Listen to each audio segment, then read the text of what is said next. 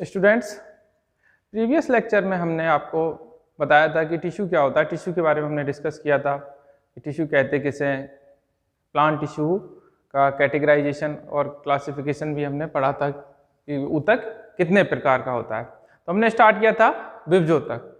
तो last lecture में हमने डिस्कस किया था मेरिस्टेम के बारे में कि मेरिस्टेम कितने प्रकार का होता है। तो वो अलग अलग आधार पर मेरिस्टेम के हमने क्या है डिफरेंट टाइप्स की स्टडी की थी। तो सबसे पहले जो हमने टाइप स्टडी किया था वो था ओरिजिन के बेसिस पर, on the basis of origin. इसको हम डिस्कस कर चुके हैं। ये 3 टाइप का था, प्रोमेरिस्टेम,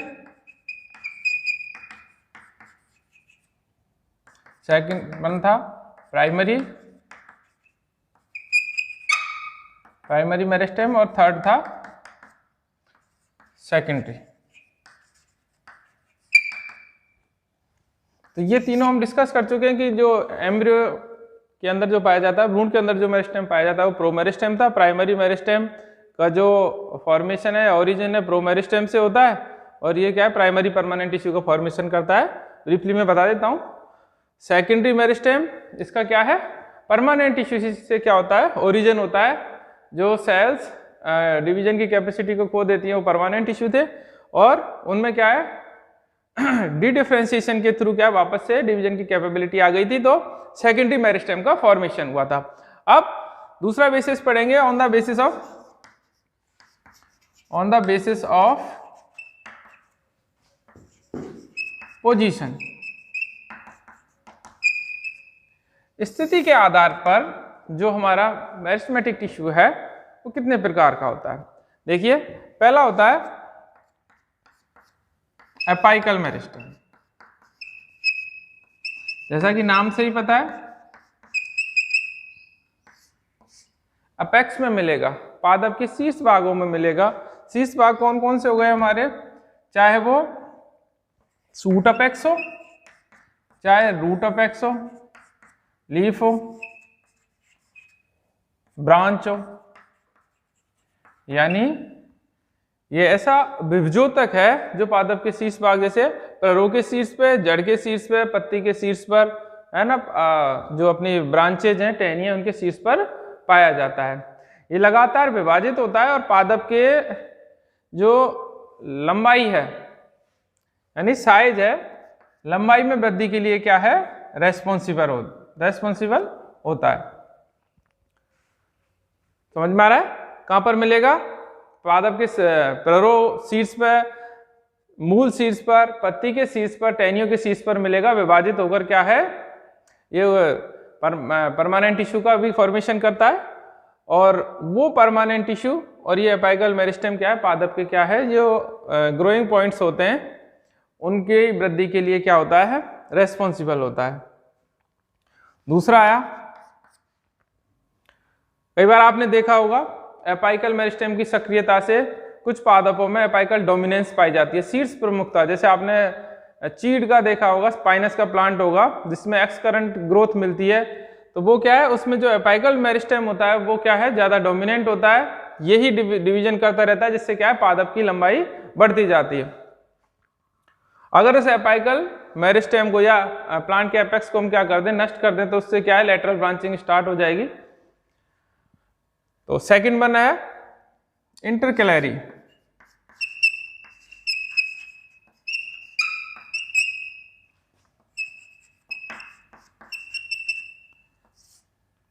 इंटरकैलरी मेरिस्टेम, अंतर्वेशी विभजोतक।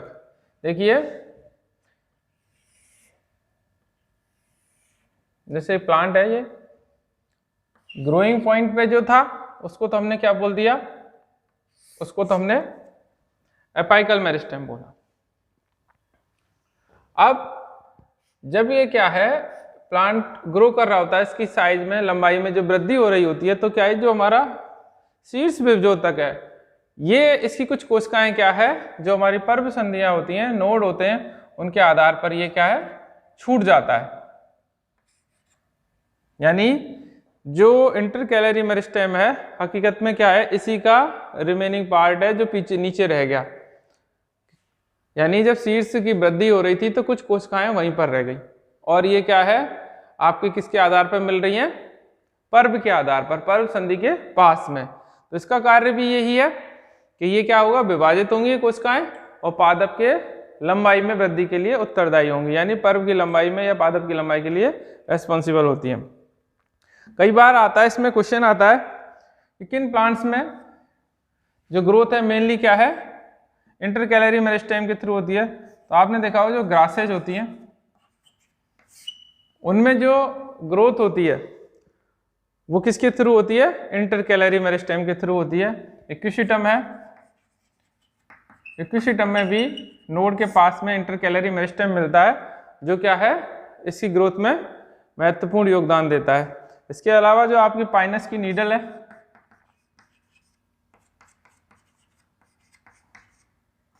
उसके बेस पर भी क्या है ये इंटरकैलरी मेरिस्टेम मिलता है आधार पर, और जिससे क्या है वो अनलिमिटेड ग्रोथ करती है। फिर तीसरा आया हमारा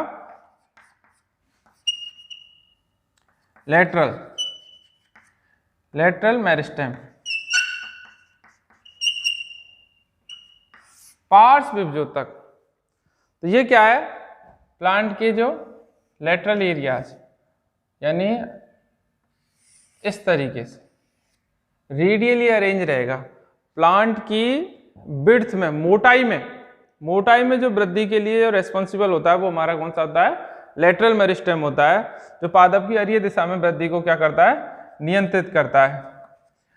अगर आपसे ये पूछा जाए कि जो एपाइकल मेरिस्टेम है उत्पत्ति के आधार पर इन तीनों में से किस प्रकार का विभजोतक होगा, तो देखिए जो एपाइकल मेरिस्टेम है वो प्राइमरी मेरिस्टेम भी हो सकता है और प्रो मेरिस्टेम, ठीक है ना, लेकिन कभी भी सेकेंडरी मेरिस्टेम नहीं होता। जनरली ये कौन सा होता है, प्राइमरी मेरिस्टेम होता है। फिर बात आई इंटरकैलरी मेरिस्टेम, ये भी कैसा होता है हमारा, प्राइमरी। लेटरल जो मेरिस्टेम होता है ये ओरिजिन के बेसिस पर कैसा हो सकता है आपका, प्राइमरी भी हो सकता है और सेकेंडरी भी हो सकता है। कैसे, देखिए मैंने आपको जब बताया था कि सेकेंडरी मेरिस्टेम के और प्राइमरी मेरिस्टेम के एग्जांपल इंटरफेसिकुलर कैम्बियम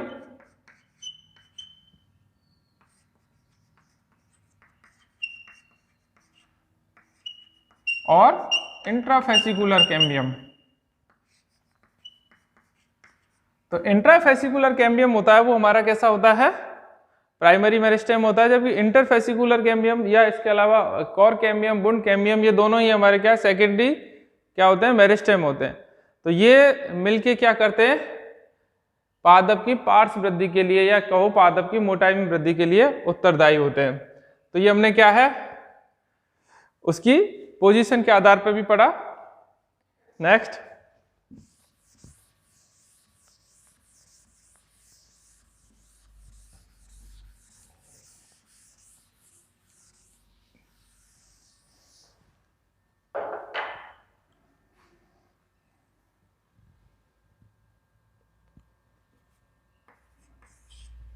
नेक्स्ट करते हैं third, on the basis of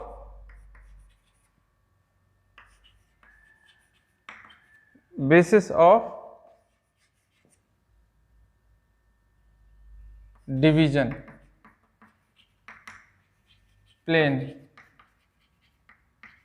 मतलब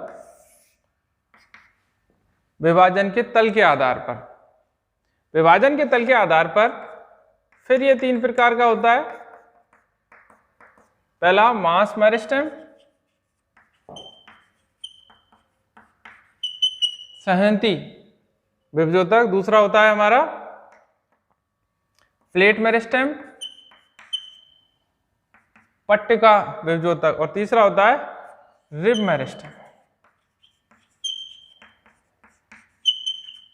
देखिए मास मेरिस्टेम के बारे में कि मास मेरिस्टेम क्या होता है। इस विभजोतक में, क्योंकि हम पढ़ किसके रहे हैं, विभाजन के तल के आधार पर, तो इस प्रकार का विभजोतक क्या है, सभी दिशाओं में विभाजन करता है, प्रत्येक तल में विभाजन करता है, जिसकी वजह से क्या है बहुकोशिकीय संरचना निर्मित होती है। जैसे एंडोस्पर्म का या एम्ब्रियो का जो डेवलपमेंट होता है उसमें जो विभाजन होते हैं वो उनका तल किस तरीके का रहता है, मास मेरिस्टेम में जिस तरीके के विभाजन के तल होते हैं। फिर आया प्लेट मेरिस्टेम। प्लेट मेरिस्टेम में क्या होता है कि दो तलों में विभाजन होते हैं, दो तलों की वजह से जो निर्माण होगा वो पट्टिका समान चपटी संरचना का निर्माण होगा। जैसे हमारा लीफ हुई, जो लीफ में डिवीजन होते हैं वो किस तरीके के होते हैं, वो प्लेट मेरिस्टेम में जिस तरीके से होते हैं उस तरीके से। तीसरा हुआ रिब मेरिस्टेम, ये केवल एंटीक्लाइनल डिवीजन शो करेगा, जैसे ये सेल है इस तरीके से डिवीजन करेगा, जिसके रिजल्टेंट क्या होगा, केवल एक यूनिसीरिएट एक स्तरीय पंक्ति का निर्माण होगा, यानी केवल सतह पर वृद्धि होगी। तो इस तरीके की आपने ग्रोथ देखी होगी, तो आपने ये देखा होगा कि इस तरीके के डिवीजन एपिडर्मल सेल्स में मिलते हैं, और एपिडर्मिस का जो फॉर्मेशन होता है इसी तरीके के डिवीजन्स के बेसिस पर होता है। ये समझ में आया होगा आपके मास, प्लेट और रिब मेरिस्टेम। नेक्स्ट जो इसका टाइप है वो है on the basis of function, कार्य के आधार पर कितने प्रकार का होता है। देखिए ये भी 3 प्रकार का होता है। कौन कौन सा,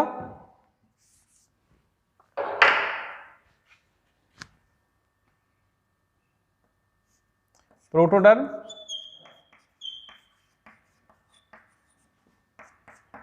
दूसरा ग्राउंड मेरिस्टेम,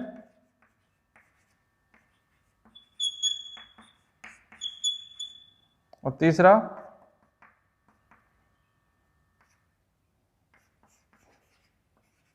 प्रोकैम्बियम या वेस्कुलर मेरिस्टेम।